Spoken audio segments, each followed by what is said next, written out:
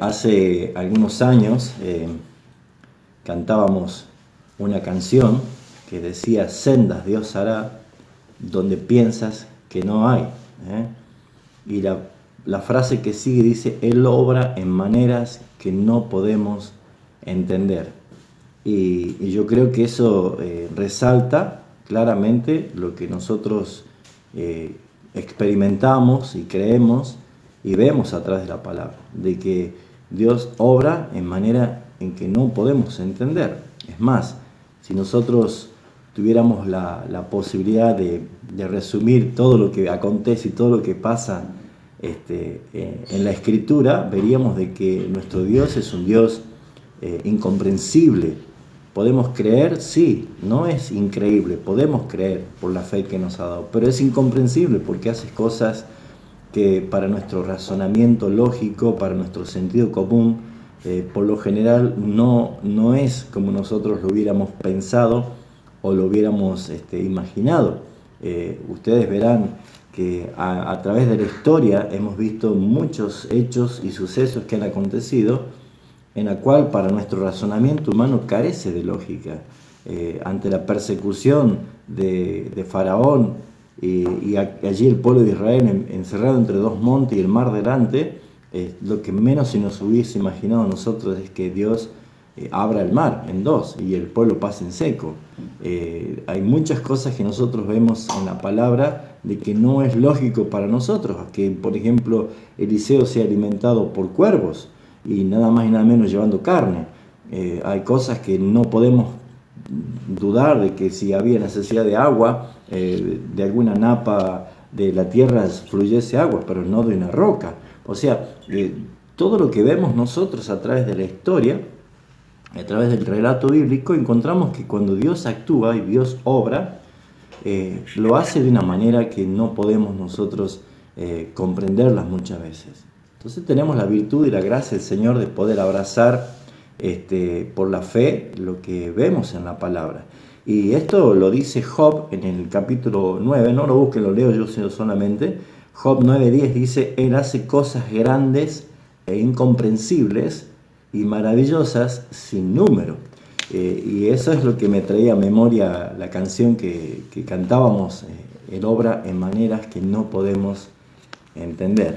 Y bueno, quiero hoy hacer referencia a algo que probablemente nos sirva a nosotros como una enseñanza y como también una manera de aplicarlo a nuestras vidas y descansar en la providencia de Dios, en la soberanía de Dios, en que Él está en control de todas las cosas y que Él obra como Él quiere en su voluntad. Por eso es que al sermón de esta mañana que quiero compartir con ustedes es el incomprensible Dios de la iglesia. Tenemos un Dios maravilloso, todopoderoso, eterno, pero también es incomprensible. Y yo quiero llevarlos a ustedes, mis hermanos, a un relato que está en el Evangelio según San Marcos, en el capítulo 7, que hace referencia justamente a un hecho, podríamos decir nosotros, milagroso. Siempre me gusta resaltar que cuando vamos a los evangelios, por lo general nosotros nos enfocamos rápidamente en los hechos milagrosos o las señales que aparece, y es como que nosotros nos enfocamos demasiado en el milagro. Y si bien es cierto, el milagro es muy importante, pero son conductores para mostrarnos quién es Jesucristo, quién es nuestro Dios y lo que nosotros podemos creer en Él, y lo que podemos gozarnos de lo que Él hace. Lamentablemente tenemos la tendencia de inmediatamente abrazar lo que para nosotros es milagroso, y creo que muchas de las iglesias promueven el milagro y no a Jesucristo, el Señor, el que tiene autoridad, el Dios de todas las cosas. Y en este caso yo quiero tomar acá un suceso, un hecho histórico que está resaltado por el evangelista Marcos, aquí en el capítulo 7, y Marcos es justamente uno que trata de mostrar a través de los distintos relatos de su evangelio el carácter de Jesús. ¿Quién era Jesús? ¿Quién era este? Si nosotros podemos ver lo que vemos anteriormente, los capítulos anteriores, simplemente por hacer mención, allí cuando Jesús calma la tempestad, cuando estaba yendo para la región de Gadara, Acuérdense que él estaba dormido y los discípulos le despiertan: Señor, ¿no tienes cuidado que perecemos? Entonces él se levantó de allí donde estaba durmiendo en el barco y reprendió la tormenta, y el mar se hizo bonanza, se calmó todo. Y la pregunta, la gran pregunta que hicieron los discípulos es: ¿quién es este? ¿Quién es este? Y bueno, yo creo que Marcos, a través de todo el Evangelio, está evidenciando y trayendo a conocer quién es este. Y porque seguidamente nosotros vemos de que llega a la región de Gadara y viene un endemoniado. Este endemoniado, con una legión de demonios, se postra ante el Señor, le ruega que no lo eche de la región, le suplicaban que los mande a los cerdos, y Jesús le da la orden y ellos le obedecen y salen, y todo esto estaba viendo los discípulos. ¿Quién era este? Inmediatamente Jesús regresa y dice que mientras él volvía, estaba yendo apretado por una multitud, una mujer que padecía de flujo de sangre de 12 años, que había malgastado todo en médicos y nada, no progresaba en nada. Ella logra tocar el borde del manto. Jesús sana a esta mujer, y mientras iba a la casa de Jairo, donde su hija estaba agonizando, le avisan de que la hija había muerto. Y también, ¿qué hace Jesús? Le dice: no teman, no está muerta, ella duerme. Todos se burlaban de él. Resulta de que llegan a la casa, la hija de Lázaro estaba muerta, pero lo que hace Jesús es resucitarla. Talita cumi, le dice: niña, a ti te digo, levántate. Yo creo que ustedes se deben imaginar a los discípulos cuando preguntaron: ¿quién es este? Bueno, este es Jesucristo, el Hijo de Dios, el que tiene poder sobre la creación para calmar el mar y la tempestad, tiene poder sobre las fuerzas de las tinieblas para aún ordenarle a los demonios que se vayan y ellos se sujetan. Tiene poder sobre la enfermedad para sanar, tiene poder sobre la muerte para resucitar. Este es Jesucristo. O sea, Marcos lo que está haciendo es enfocarnos en el carácter de quién es nuestro Salvador. Y acá encontramos nosotros otro suceso providencial de una sanidad, y en este caso dice el versículo 31 de Marcos capítulo 7, volviendo a salir de la región de Tiro, vino a Sidón, al mar de Galilea, y pasando por la región de Decápolis, le trajeron, dice, a un sordo y tartamudo, y le rogaron que le pusiera la mano encima. Y tomándole aparte de la gente, metió los dedos en la oreja de él, y escupiendo tocó la lengua. Y levantando los ojos al cielo, gimió y dijo: Efata, que quiere decir sea abierto. Al momento fueron abiertos sus oídos, y se desató la ligadura de su lengua, y hablaba bien. Y les mandó que no dijesen a nadie, pero cuanto más les mandaba, tanto más se divulgaba, y en gran manera se maravillaban, diciendo: bien lo ha hecho todo, hace a los sordos oír y a los mudos hablar.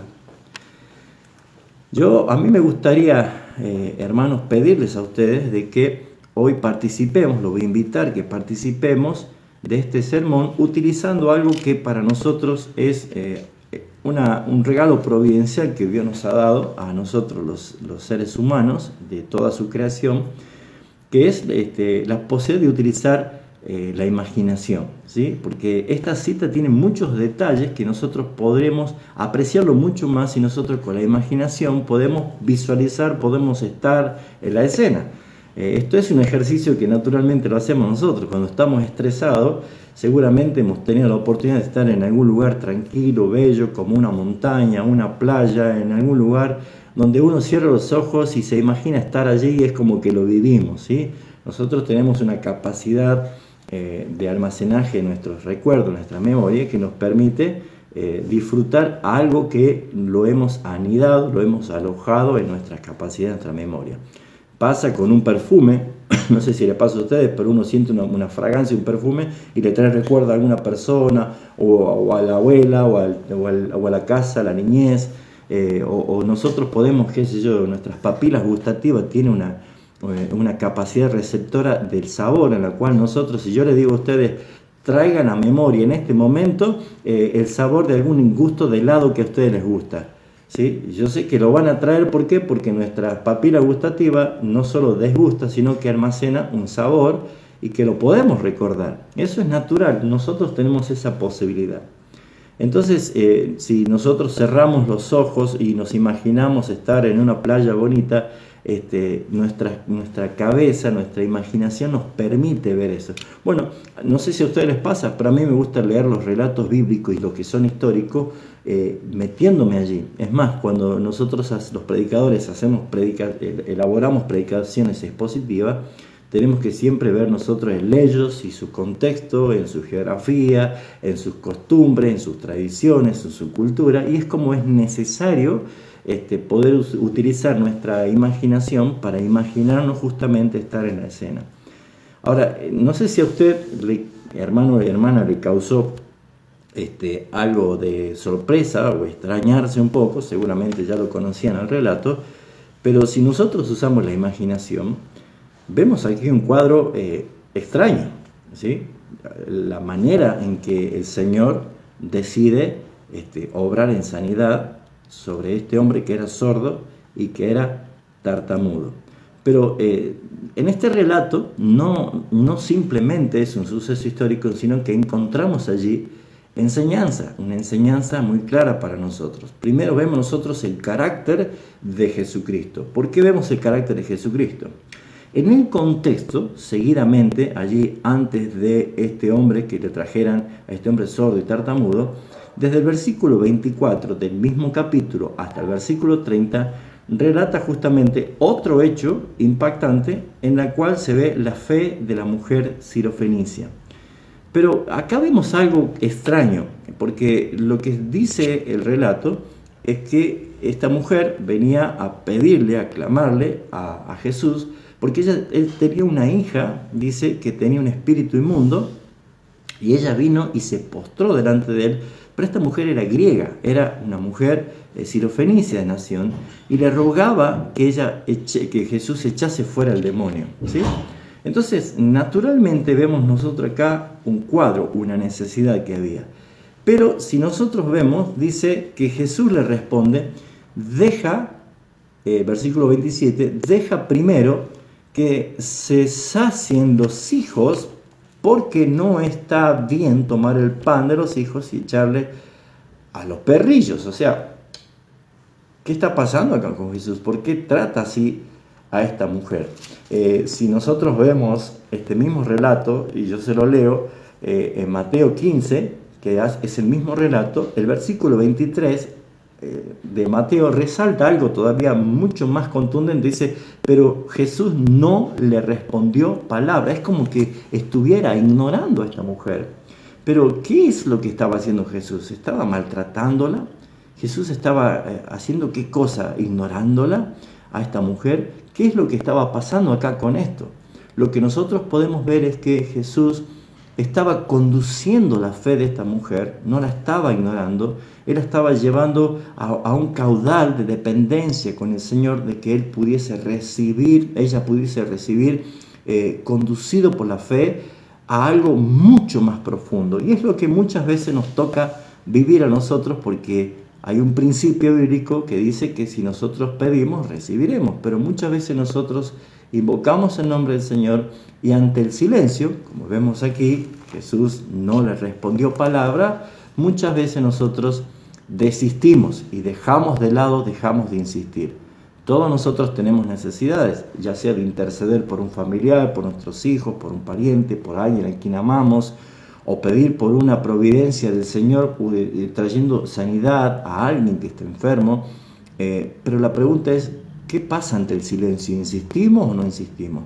Bueno, lo que vemos aquí es que Jesús no estaba maltratando a esta mujer, sino que estaba conduciéndola a que explote mucho más esa fe que Jesús ya estaba admirando de esta mujer, porque ella vino a buscar de él.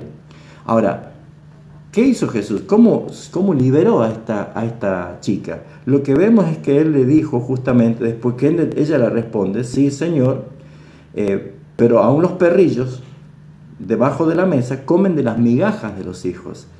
Entonces Jesús le dijo, por esta palabra, ve, y el demonio ha salido de tu hija. Y cuando ella llega a la casa, la encuentra a su hija ya liberada.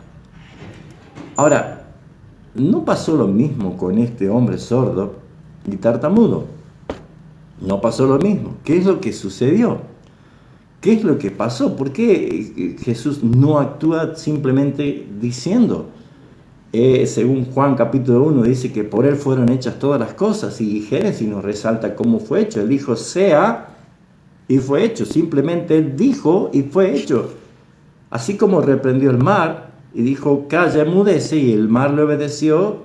Así como los demonios se sujetaban sin que Jesús tuviese que poner la mano en la frente del endemoniado de hacer nada de esto, simplemente por su palabra. Esta mujer sirofenicia recibe lo que ella buscaba, que su hija sea liberada de este demonio, de este espíritu inmundo, y solamente Jesús le dijo ve y ella ya está libre. Pero ¿qué pasó aquí? ¿Por qué no hizo lo mismo con este tartamudo? ¿Cuál fue el motivo del accionar delante de toda esta gente? Bueno, en este sermón, quiero que observemos tres cosas, hermanos, y siempre utilizando nuestra imaginación para estar allí en la escena de lo que nos resalta Marcos aquí. Lo que quiero que veamos en estas tres cosas, lo primero es el extraño método que Jesús utiliza para sanar a este hombre. Lo segundo es que vamos a ver tres cosas que aprendemos acerca de la forma en que Jesús actúa. Y lo tercero es que quiero que veamos nosotros, es una conclusión gloriosa de este relato. Así que si desarrollamos el mensaje, lo primero que vamos a ver es el método que Jesús utiliza para sanar. Y acá es donde empezamos a ver que Marcos quiere mostrarnos a nosotros un carácter soberano de Jesucristo, que es Hijo de Dios, que es Dios mismo y que tiene toda autoridad y todo poder sobre todas las cosas.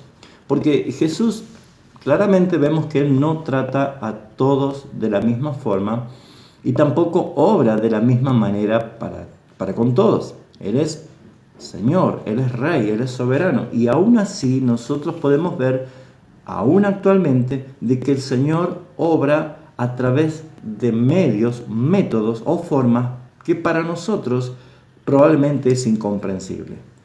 Solo el hecho de pensar o de imaginarnos cómo llegó la salvación en nuestras vidas, bueno, todos nosotros hemos experimentado de alguna manera un tiempo de aflicción, un tiempo tal vez de crisis, hemos pasado momentos difíciles y que no podemos nosotros negar que el Señor estaba obrando en nuestras vidas, a pesar de que no lo imaginábamos así, y algunos llegaron de la peor manera, tocando fondo, de alguna situación muy, muy fea, no deseable, y Dios utilizó los medios que Él ha dispuesto para que nosotros lleguemos al caudal de esa fe que podemos recibir la nueva vida en Cristo Jesús. Ahora, ¿qué vemos nosotros aquí, hermanos? El medio, extraño. Aquí había, como todas las cosas, una necesidad, un pedido.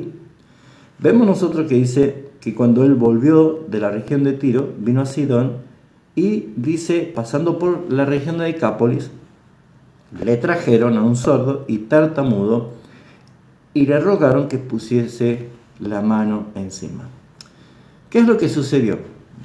Vemos acá la necesidad, le traen a un hombre claramente necesitado, sordo y impedido de hablar correctamente, tartamudo, que por lo general los que padecen este impedimento muchas veces hasta prefieren no hablar porque no pueden expresar naturalmente poder hablar. Pero acá está presentado un caso. ¿Qué querían que hicieran? Ellos dicen que le rogaron que le sanase de su enfermedad, pero le dijeron a Jesús que querían que le pusiese las manos encima. Ahora, si nosotros vemos aquí, es que podemos ver nosotros que el método que estaba ellos sugiriendo es probablemente porque allí en el capítulo 6 de Marcos, allí un par de hojitas atrás, Vemos en el versículo 5 que dice, y no pudo allí hacer ningún milagro, salvo que sanó a unos pocos enfermos, poniendo sobre ellos las manos. Entonces muchas veces se cree y se considera que es el mismo patrón o es la forma que se va a hacer siempre. Y muchas veces nosotros tenemos tendencia de pensar de que Jesús solamente puede hacerlo de esa manera, o así lo percibimos nosotros. Pero Él hace como Él quiere. Nos conduce Marcos a ver algo que no era la misma forma que solucionó un problema tremendo que tenía la mujer sirofenicia con la demanda de este hombre. No era la de la misma forma. ¿Qué es lo que sucedió? ¿Qué es lo que vemos nosotros aquí? ¿Cuál fue el método que Jesús utilizó? Por eso digo, tiene tantas cosas interesantes para prestar atención, que si nosotros usamos la imaginación ya podemos darnos cuenta de que Jesús hizo algo que no es lógico para nosotros, no es común, es extraño, y hasta nos podemos preguntar por qué hizo esto. Lo primero que Él hace es lo aparta. Dice que tomándole aparte de la gente, lo aparta, lo saca. Es como que encontramos un principio aquí. Cuando Dios tiene que obrar, muchas veces lo hace en forma privada, tal vez estando solos nosotros, en la habitación de un hospital, en la habitación de tu cuarto, en tu casa, estando en algún lugar solo. ¿Por qué? Porque el trato con el Señor es personal.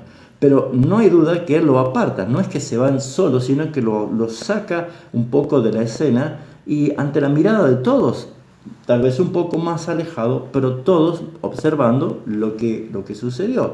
Ahora, dice que seguidamente mete los dedos en la oreja de este hombre. Tomándole aparte, metió los dedos en la oreja de él. Ya es un tanto extraño esto, ¿no? Y si nosotros nos imaginamos que yo me meta el dedo, hasta algunos le puede dar un poquito de impresión porque me estoy metiendo los dedos, a veces produce satisfacción cuando nos rascamos, pero el oído exterior tiene una lubricación que nosotros conocemos que no es agradable, sino que es un tanto asqueroso para nuestra forma de pensar, pero nuestra lubricación que tiene el oído exterior, esa cera que se forma, para nosotros no es algo que podemos decir, bueno, qué hermoso, ¿no? Bueno, si eso muchas veces a nosotros nos causa impresión, imagínense en que alguien, otra persona, ponga los dedos en tu oreja. Yo creo que yo por lo menos no me atrevería a poner mis dedos en los oídos de otra persona, y menos de un extraño. Ahora, Jesús hace algo en la cual decimos, ¿por qué lo está haciendo esto? ¿Qué es lo que significa? Bueno, no vamos a hacer una etimología del dedo en la oreja y todas estas cosas, porque eso es desviarnos de la enseñanza. Acá vemos nosotros el carácter. Marcos nos está mostrando quién es Jesús, el carácter, para que nosotros podamos aprender de él. En este caso el método es extraño. No solo le pone los dedos en la oreja a este hombre que era sordo, sino que también hace algo que digo, ay Señor, ¿qué es esto? ¿Qué está pasando aquí? ¿Cómo es este método? Y quiero pedirle a los hermanos que están liderando la iglesia de allí en Betel de que no imiten esto, porque esto lo hizo el Señor solamente. Le enseñamos a todos diciendo, estos son casos que hace el Señor. ¿Por qué? Porque muchas veces se tiene tendencia, y no digo que sean ustedes hermanos para nada, estoy haciendo una broma, pero no es algo que se tome como un patrón, porque así andan muchos golpeando a la gente con un saco pensando que es un manto, o así andan muchas personas haciendo, qué sé yo, como un patrón, pero esto lo hizo solamente el Señor. ¿Por qué lo hizo? Porque tiene un propósito, tiene una intención de enseñanza. No solo metió los dedos en la oreja de él, sino que dice escupiendo. Ya Jesús había escupido en el barro y había hecho lodo y le había untado a los ojos a un ciego. Pero acá dice escupiendo. Y hay una coma allí. Y hay algo que nosotros decimos, bueno, esta coma nos indica que paremos un poco y veamos qué es lo que sigue. Dice tocó su lengua. Algunas versiones dicen que con su saliva tocó la lengua. Y ya esto es un método extraño. Ya esto es algo que podemos decir, bueno, sí, Señor, si eres tú el que me pone tu saliva, vamos nomás, estaría feliz, pero allí no sabían quién era Jesús. Allí era un hombre que estaba haciendo algo y que estaba causando sucesos y sensaciones milagrosas, entonces la gente lo seguía. Pero acá, si nosotros vemos, vayamos con la imaginación, estamos entre la gente mirando y vemos a un hombre que se arrima, le pone los dedos en la oreja, escupe, no dice si le escupió directamente la lengua, o no dice si sacó uno de los dedos, escupió con saliva en su dedo y le tocó la lengua, pero queda para que nosotros simplemente veamos de que lo que Jesús hizo no es común, no es normal. Y aun cuando hizo esto y tocó la saliva, la lengua de este tartamudo, dice que Jesús, levantando los ojos al cielo, gimió, algunas versiones dice suspiró, otra dice gimió, que quiere decir un clamor, un grito que sale desde las entrañas, un gemido, y gritó Efata, que quiere decir sea abierto. Ahora veamos esto, hermanos. A la mujer sirofenicia ni siquiera le dirigía la palabra. Y cuando ella es conducida por la fe a ese torrente, ese caudal del poder del Señor, porque ella no desiste, no dice, ay, bueno, qué lástima, yo quería, no, sino que ella dice, sí, Señor, pero aún los perros comen de las migajas que caen de la mesa de los hijos. Estaba ya dentro de ese caudal del poder del Señor a través de esa fe conducida. Jesús le dice, ve por tu palabra a tu casa, tu hija ya ha sido libre. Ahora, ¿por qué Jesús hace todo esto? ¿Qué es lo que podemos ver nosotros de lo que Jesús está haciendo? Lo saca aparte, le pone los dedos, escupe, toca la saliva, la lengua de este hombre mudo, levanta los ojos al cielo, gime, grita Efata. ¿Por qué hace todo esto el Señor? ¿Por qué hizo todo esto? ¿Qué es lo que quiere mostrarnos el Señor?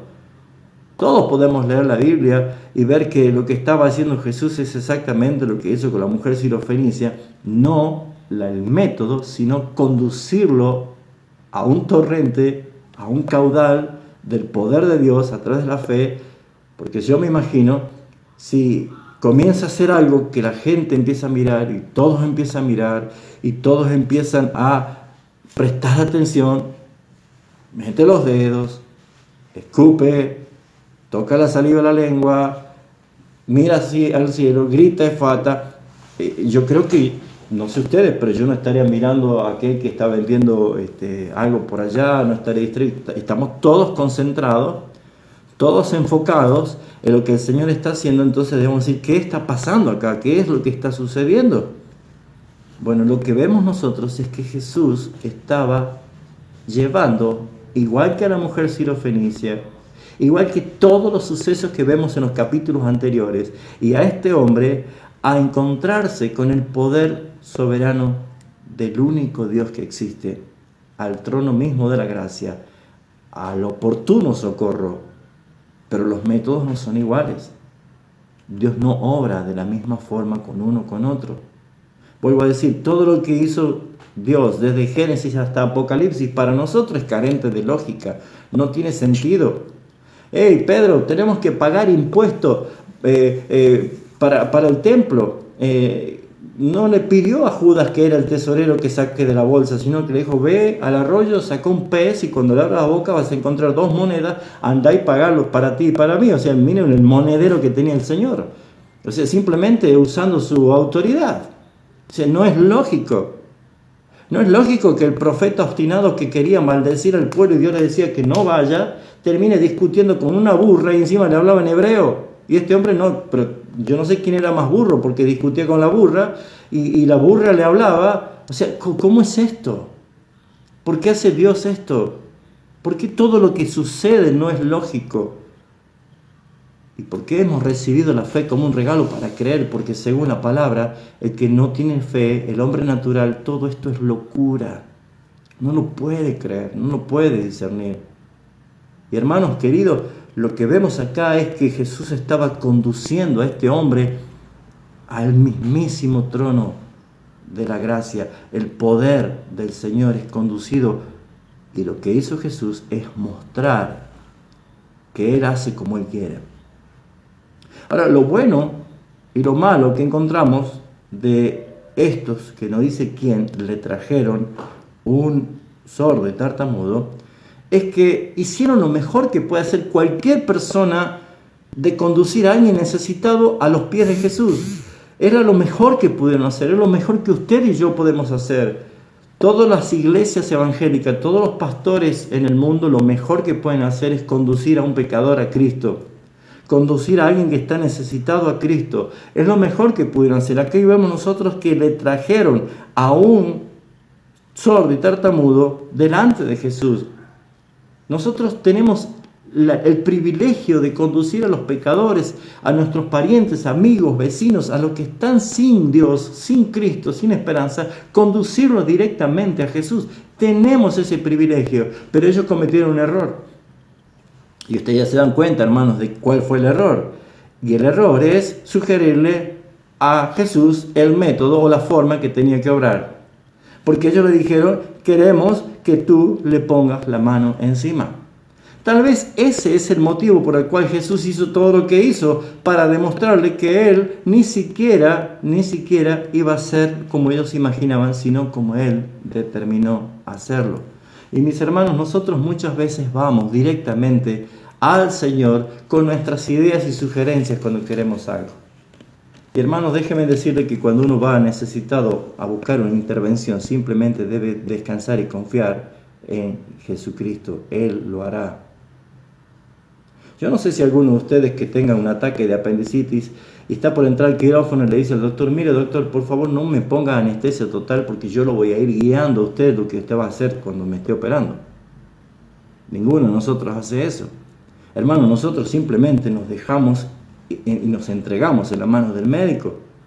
Lo mismo pasa si tenemos que estar en un odontólogo, ¿no es cierto? Bueno, ahí tenemos profesionales y yo creo que sería imposible para el que está trabajando en la boca de que esté hablando todo el tiempo sugiriéndole qué tiene que hacer y qué no tiene que hacer. Va a decirle, porque quédese quieto, no puede usted estar hablando. ¿Por qué? Porque simplemente yo sé lo que estoy haciendo. El profesional hace lo que está haciendo. Imagínense si yo llamo a un arquitecto y le digo, quiero que usted me haga la casa, pero cuando empiezan a edificar yo le digo, no, pero tiene que hacer esto, tiene que... Y no, ya está el plano hecho, hay que hacer lo que ya está el plano aprobado. Entonces nosotros tenemos tendencia, mis hermanos, de que lo que queremos, le decimos al Señor qué es lo que queremos y cómo queremos. Y hermanos queridos, déjenme decirles que Dios obra como quiere y lo hace en manera como Él quiere. Tal vez todos nosotros tenemos parientes, amigos, vecinos a quien queremos que estén a los pies de Cristo. Queremos que sean salvados, queremos que estén allí y tal vez nosotros vemos la forma y nosotros queremos que el Señor los salve haciendo así o de esta forma. Pero hermanos, cuando Dios obra, obra como Él quiere. Obra de la manera que Él quiere, de la forma que Él quiere. Por eso, mis hermanos, nosotros aprendemos de esta historia que Él es Señor. Por eso es que ellos debían aprender dos cosas. Primero, que es muy bueno llevar a alguien que necesita a los pies de Jesús.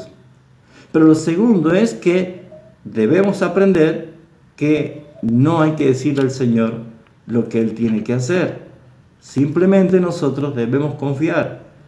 Y justamente el error del falso evangelio que se está presentando a Jesús como el delivery de los milagros, de que pareciera que todo se conduce de esa forma nada más, encontramos de que hay un Dios providencial y soberano, de que Él no necesita que le digamos nosotros cómo debe hacer las cosas. Vamos a ver el segundo punto, 3 aprendizajes de este método extraño de Jesús para sanar. Aprendemos primero que el Señor no se sujeta a ningún plan preestablecido por la mente humana, sino que jamás Él hizo algo lógico, sino lo que Él determinó hacerlo, lo que va a traer mayor gloria para su nombre. Y por eso, mis hermanos, es que vemos claramente desde Génesis hasta Apocalipsis que Dios siempre ha obrado así como Él lo quiso hacer. La fe es un regalo de Dios, hermano. Por eso es que nosotros vemos que el profeta Isaías en el capítulo 55 dice, porque mis pensamientos no son vuestros pensamientos, ni mis caminos son vuestros caminos. Así está haciendo referencia de que nosotros nunca vamos a entrar al plano de entender a Dios. ¿Por qué? Porque Él es superior, pero nosotros vemos que Dios sí nos guía a nosotros por la fe a poder creer, aceptar, disfrutar cada paso que Él hace. Ahora, yo quiero conducirlo a un hecho parecido históricamente en el Antiguo Testamento que sucedió, en el cual nosotros vemos cómo Dios obra y cómo pensamos nosotros, ¿sí? Esto está en segundo libro de Reyes, capítulo 5. Es una historia muy conocida, muy enseñada y muy utilizada muchas veces para la predicación. Eliseo y Naamán. ¿Se acuerdan del general sirio que era leproso? Bueno, acá encontramos un cuadro muy parecido de lo que estamos citando en Marcos, pero donde podemos ver a Naamán como que si fuéramos nosotros o representados en que necesitamos algo, ¿sí? Y podemos ver a Eliseo como viendo el canal de la providencia de Dios para obrar, en este caso milagrosamente, para sanar a un hombre muy leproso. No voy a leer todo el capítulo, simplemente hago mención, porque seguramente ustedes ya conocen la historia, y si no, tienen una bonita tarde para leer esta historia de Naamán. Pero este era un general del ejército del rey de Siria. Era, dice, un varón grande delante de su señor y le tenía de alta estima, porque por medio de él había dado Jehová salvación a Siria. Pero, ¿qué dice? Este hombre era valeroso en extremo, pero leproso. Y la lepra era una enfermedad bastante que va deteriorando el cuerpo, no es agradable a la vista, y vemos nosotros aquí una situación complicada. Bueno, una criada, una sirvienta, le dice que había un hombre de Dios que él podía sanarlo. Entonces vemos nosotros de que le manda una carta al rey de Siria, al rey de Israel, diciéndole que te voy a mandar a mi general, que es un hombre muy respetado, pero está leproso, y yo quiero que tú puedas sanarlo. Y el rey justamente de Israel, cuando leyó esta carta, lo tomó como una provocación y dijo, pero ¿qué soy yo, Dios, para dar vida? ¿Por qué me está provocando así? Y entonces se enojó tanto que rasgó sus vestidos. Entonces dice que cuando Eliseo, el versículo 8, el varón de Dios oyó que el rey había rasgado su vestido enojado, preguntó por qué pasó, y entonces se entera de lo que iba, del pedido del rey de Siria, y acá vemos nosotros que le dice Eliseo, bueno, que venga y sabrá que hay profeta en Israel, que venga, no hay problema. Ahora, notemos ustedes, hermanos, desde el versículo 9, lo que pasó. Este es un suceso histórico que nos da una luz de lo que estamos citando en Marcos. Vino Naamán con sus carros y sus caballos y se paró a la puerta de la casa de Eliseo, ¿sí? Y yo quiero que imaginemos nosotros, ¿sí? Allí la casa del profeta Eliseo, y de pronto viene toda una comitiva, ¿no? Una comitiva de honor del general de ejército, vino con sus caballos y vino su carro, vino todo con su ponencia, con su autoridad, con su esplendor. Vino este gran general respetado y se paró en la casa de Eliseo. Entonces, ¿qué hizo Eliseo? Parecido a lo que hizo Jesús con la mujer sirofenicia, ¿no? Él simplemente envió a un criadito, un mensajero, ¿sí? Y le dijo, ve y lávate 7 veces en el Jordán y tu carne se te restaurará y serás limpio. O sea, no salió Eliseo de la casa, mandó a su siervo, a su criado, y le dijo, dice el profeta Eliseo que usted vaya y se zambulla 7 veces en el Jordán y usted va a quedar limpio. Faltaba que le diga, vaya, ¿no? Como despachándolo a un poderoso general, ¿no? ¿Qué pasó con Naamán? Dice el versículo 11, Naamán se enojó, se fue enojado, diciendo, miren ustedes, he aquí yo decía para mí. Es así nosotros pensamos, ¿no? Nosotros también nos imaginamos cosas cómo Dios tiene que obrar con lo que yo le pido. Yo decía para mí, ¿saldrá él luego Y estando en pie invocará el nombre de Jehová su Dios y alzará su mano y tocará el lugar y sanará la lepra. Pero que me diga que me vaya a tirar 7 veces al río Jordán, enojadísimo. Él se había imaginado toda una forma, todo un modelo. Así seguramente el Señor me va a tratar, así seguramente el Señor me va a salvar, así seguramente va a ser el Señor, va a obrar en mi vida. Hermanos, cuando nosotros estamos necesitados, nunca le digas al Señor cómo tiene que obrar. Si vas a pedir al Señor, solamente humíllate delante de Él y deja que Él obre. No es como nosotros queremos, no es como nosotros nos imaginamos. Naamán estaba tan enojado que dice que él inmediatamente dijo, en el versículo 12, Abán y Farfán, ríos de Damasco, ¿no son mejores que todas las aguas de Israel? Por cierto, el Jordán era un río bastante turbio, no era un río muy limpio. Algo nos enseña también por qué Jesús se bautizó allí, referenciando justamente a lo que es simbólicamente un lugar donde Él se bautizó. Jordán nace a los pies del monte Hermón y la geografía misma nos enseña también algo, porque el río Jordán, que significa en hebreo Yardén, que quiere decir descenso, caída rápida, nace a los pies del monte Hermón, y Hermón significa lugar del consagrado, y desemboca nada más y nada menos en el Mar Muerto. Y hasta la geografía nos ministra y nos enseña que cuántas veces muchos salen del lugar de consagración en caída libre y terminan en Mar Muerto, o sea, en un lugar infértil, seco, espiritualmente hablando. Pero Jordán era un río caudaloso que si se guiaba por grandes partes y se hacía muy fértil en algunas zonas, pero la parte final, después del Mar de Galilea, se transforma en una recta donde se hace sal, y por eso es que termina y desemboca en el Mar Muerto.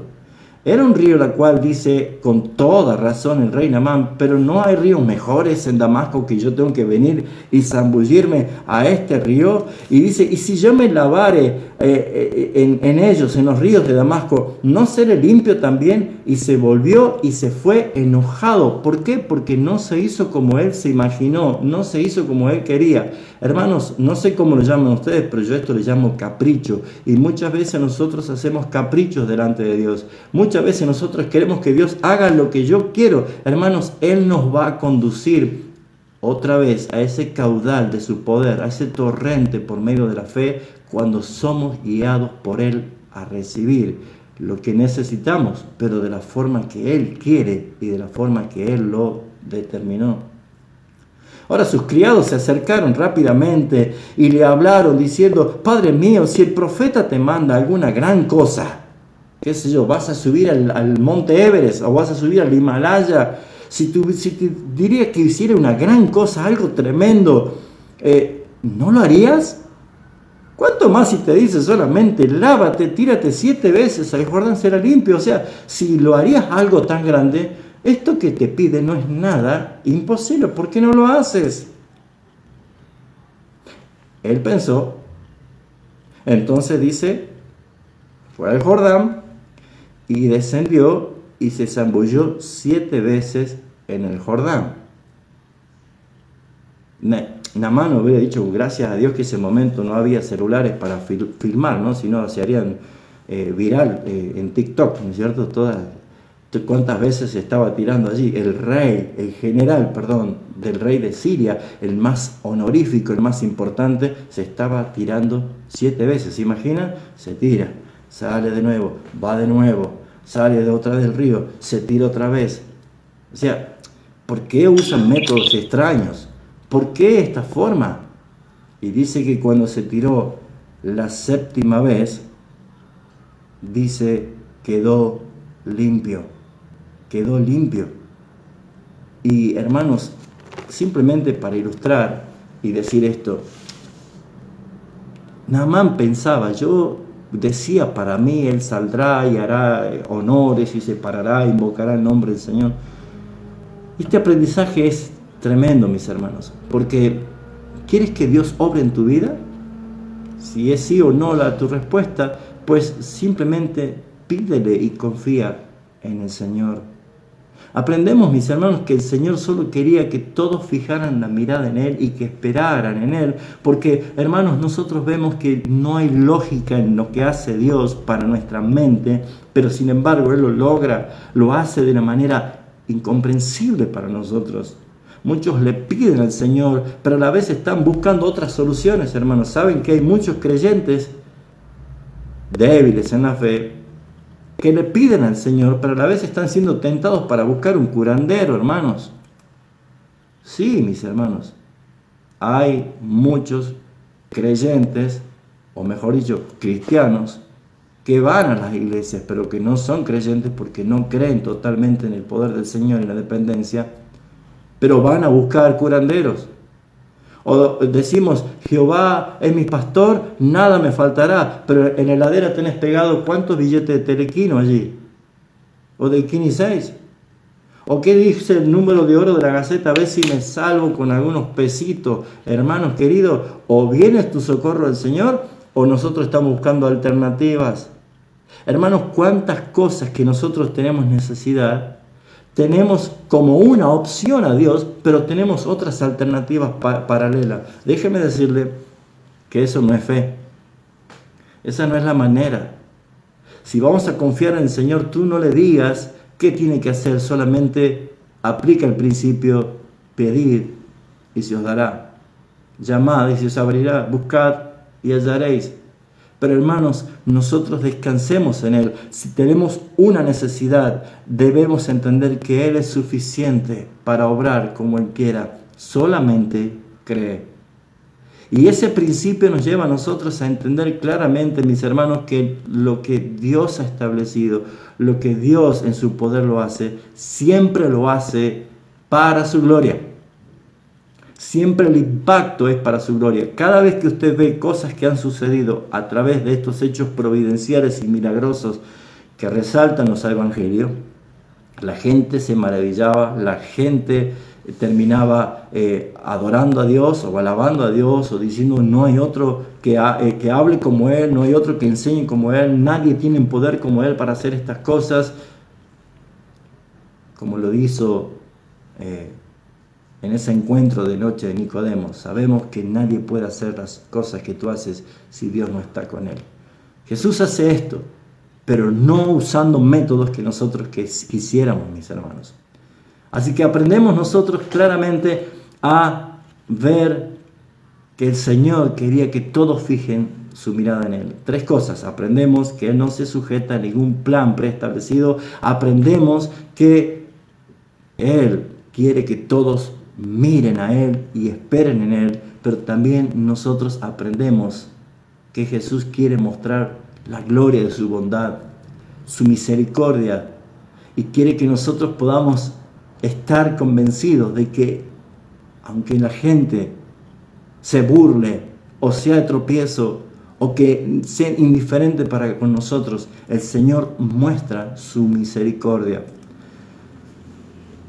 El problema de la tartamudez, por lo menos en el tiempo que nos toca vivir, es muy crudo, y más cuando se es niño o cuando alguien la padece, porque es motivo de burla.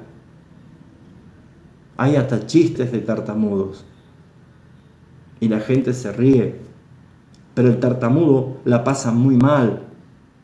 Es verdaderamente algo que muchos prefieren estar solos, o prefieren no hablar, o prefieren estar sumergidos en sí mismo, porque la vergüenza de ese problema es terrible. Ahora, Jesús le demostró compasión, no solo al apartarlo, ya habrá estado cansado de las burlas, pero Él lo aparta. Jesús lo toca y nosotros vemos que hay una atención capturada de este hombre al ver lo que Jesús está haciendo, pero vemos nosotros que hay una expresión de bondad, de gracia, de misericordia. Y mis hermanos, lo que nosotros podemos concluir de esta enseñanza es que así como hay un método extraño que hemos observado, así como hemos podido ver 3 cosas o 3 aprendizajes de este método que Jesús tiene para sanar, también hay una conclusión gloriosa, hermanos. ¿Por qué? Porque si decimos cómo podemos aplicar este hecho en nosotros, Saben, mis hermanos, que es probable que espiritualmente o la manera de vivir espiritual de los creyentes, aún actualmente hayan hermanos que parecieran ser sordos espirituales o tartamudos espirituales. Y mis hermanos, la sordera espiritual no es otra cosa más que estar privado de lo que es la palabra del Señor, no darle el tiempo a la palabra del Señor.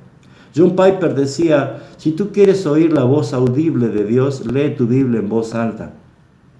Porque muchas personas están diciendo, quiero escuchar la voz de Dios, quiero escuchar la voz audible de Dios. Y mis hermanos, la voz de Dios se hizo escritural y nosotros tenemos la palabra necesaria para que seamos guiados, alimentados, corregidos, enseñados.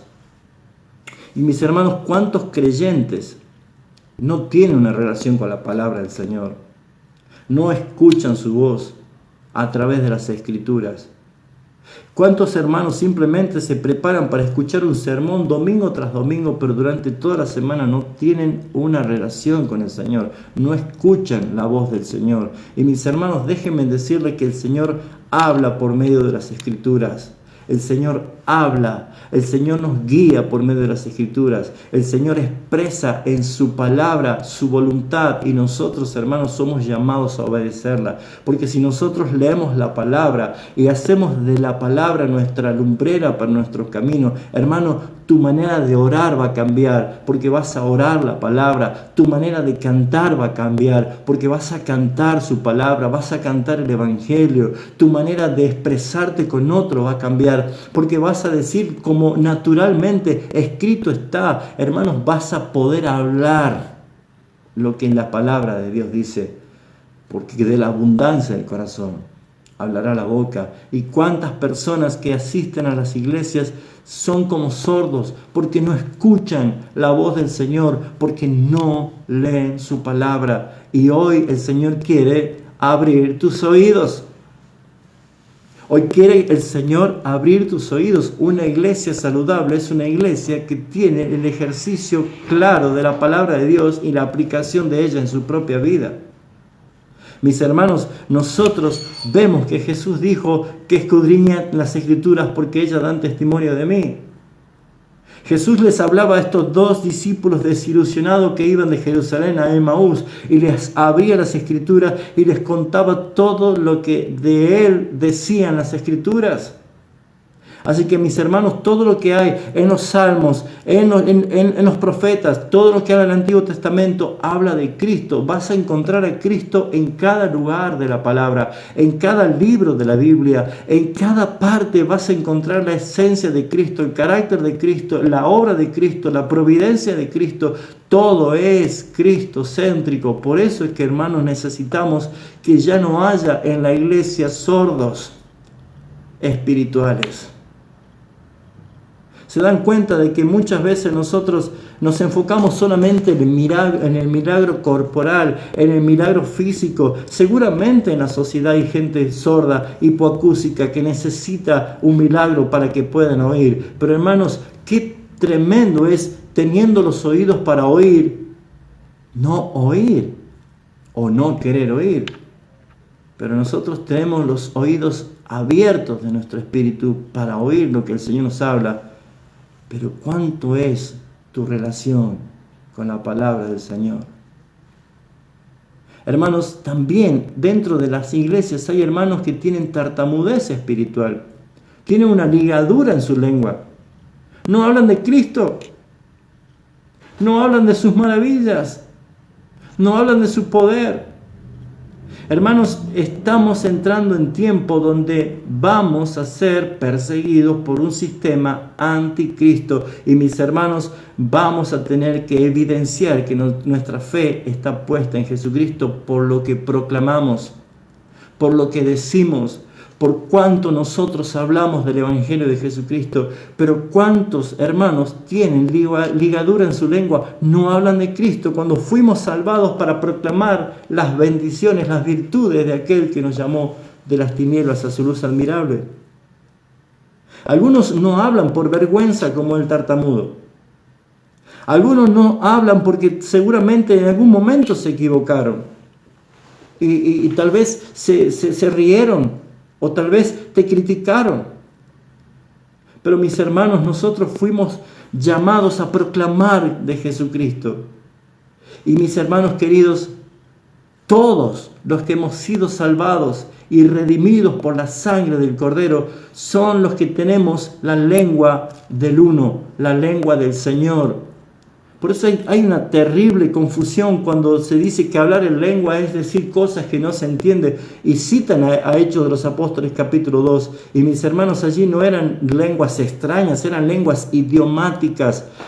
Continúa diciendo capítulo 2, la parte final, que había de todas las regiones en ese momento en una fiesta solemne en Jerusalén. De todos los lugares de distintas lenguas. Y ellos le oían hablar las maravillas de Cristo en su propio idioma. Y decía, pero ¿cómo hablan ellos nuestro idioma y les entendemos? Hermanos, no eran lenguajes raros, extraños, como para decir qué espirituales son, sino que hablaban y proclamaban el Evangelio de Jesucristo. Un cristiano que es renacido del Espíritu Santo tiene la lengua del uno. ¿Cuándo se perdió la lengua del uno? ¿Se acuerda Génesis 11 en Nimrod, que Dios confundió la lengua y nadie entendía lo que decía nada? Desde ese momento todos tenían la lengua del uno, pero a partir de ese momento, por el intento de hacer las cosas aparte de la voluntad de Dios, todas las lenguas se cambiaron. Hermanos queridos, en Pentecostés recibimos todos la lengua del uno. La misma palabra del Señor nos une a todos los hermanos en todo el mundo para proclamar solamente una sola cosa: que Jesucristo es el Señor y el Salvador de nuestras almas. Y debemos proclamarla mientras la lengua esté trabada, mientras la lengua esté con ligadura. Hermanos queridos, hoy el Señor nos está hablando por medio de esta historia, que es el mismo que Él también puede decir efata en tu vida, para abrir tus oídos, para que te deleites en la palabra del Señor, para destrabar tu lengua, para que tú puedas hablarle a tu papá, a tu mamá, a tu esposa, a tus hijos, a tus parientes. Se te están muriendo tus compañeros de trabajo, se te están muriendo gente por el COVID y tú no le hablaste nunca. Debes hablarle. Hablamos muy bonito entre nosotros, hermanos, pero ya nosotros estamos claramente convencidos de cuánto nosotros podemos hablar, pero tu vecino nunca te oyó hablar de Cristo. Nunca te escucharon hablar de su grandeza, de su poder. El hombre necesita saber que hay un Dios que perdona y que limpia de todo pecado, y necesita saber acerca del Evangelio de la cruz, mis hermanos. Por eso es que vemos nosotros que este sea abierto, este efata, debe ser escuchado por tus oídos. ¿Te imaginan ese hombre sordo que nunca escuchó? La primera voz que escuchó fue del Salvador. ¿Te imaginas? Versículo 35, y voy concluyendo. Qué bonito. Cómo me gusta al momento, al instante y de repente y de pronto que aparece en la Biblia. Así obra nuestro Señor. Y de pronto, al momento, fueron abiertos sus oídos y se desató la ligadura de su lengua. Y la versión que yo tengo dice, y hablaba bien. ¿Quieres hablar bien del Evangelio? ¿Quieres hablar bien la palabra? ¿Quieres hablar bien? Hablaba bien. Qué lindo que el Señor hace que nosotros hablemos bien. Él les mandó a todos, ¿sí?, que no dijesen a nadie. Les mandó que no dijesen a nadie, pero cuanto más les mandaba, tanto más se divulgaba. Noten ustedes que el Evangelio no lo puede parar nadie. Y en gran manera se maravillaban. Ese es el impacto del carácter de nuestro todopoderoso Señor Jesucristo, nuestro Rey, en nuestras vidas. Todos se maravillaban. Y hermanos, tu ciudad, tu lugar donde estás viviendo, necesita ser impactada. Pero me da tristeza ver muchas veces que las iglesias en los lugares, en los pueblos, en las ciudades, en los barrios, en las grandes capitales, quieren impactar al pecador con los milagros. Y no están impactando con el Evangelio. El milagro no es Evangelio. Satanás también hace milagros mentirosos. Porque no me avergüenzo de los milagros, porque es poder de Dios para salvar. No dice eso la palabra. Porque no me avergüenzo del Evangelio, porque es poder de Dios para salvación. Mis hermanos, ¿cuántos están simplemente mostrando cuánto poder hay en mi iglesia porque hay milagros? Y allí están colgadas las sillas de ruedas y las muletas como trofeos. Pero quiero preguntar, hermanos, si no llega el Evangelio de Jesucristo, el Evangelio de la cruz al corazón del pecador, ¿de qué sirve que vaya al infierno caminando? ¿De qué sirve que se vaya al infierno sin sus muletas? ¿De qué sirve que se vaya al infierno con un cáncer que ya no existe, fue sanado? Hermanos queridos, nosotros estamos viendo aquí que hay algo que el Señor hizo con la mujer sirofenicia y con este hombre, el sordo y tartamudo, como lo hizo con todo lo que vemos allí en los evangelios, y todo conduce a que Él es el único que puede salvar. El Señor y Salvador es Jesucristo, y en su providencia, como una manifestación del poder de su gracia, también sana a quien quiere. El apóstol Pablo, siendo el apóstol Pablo, le rogaba que le saque el aguijón, y él le dijo: mi amor es todo lo que necesitas, es suficiente.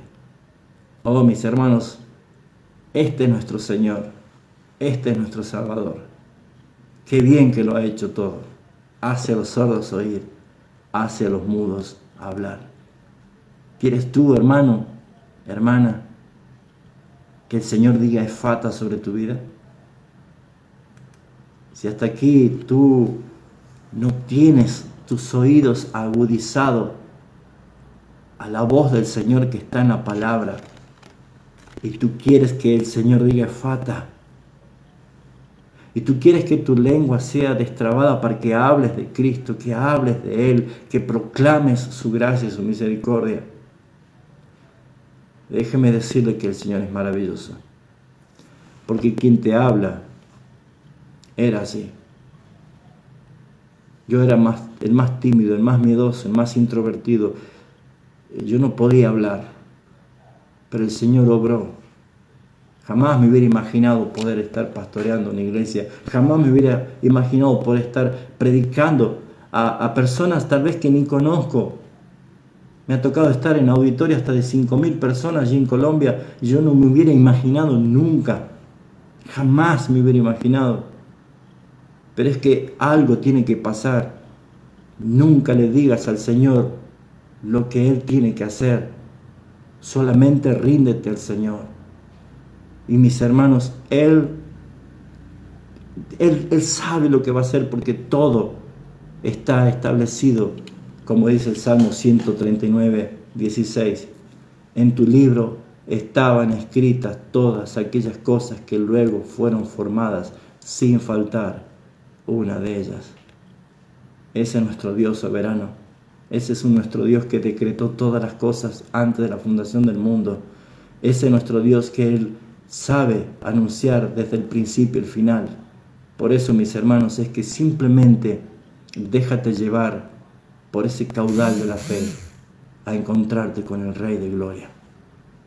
Que el Señor te bendiga y que llegue el efata a tu vida, y que tú puedas simplemente proclamar las verdades de Jesucristo.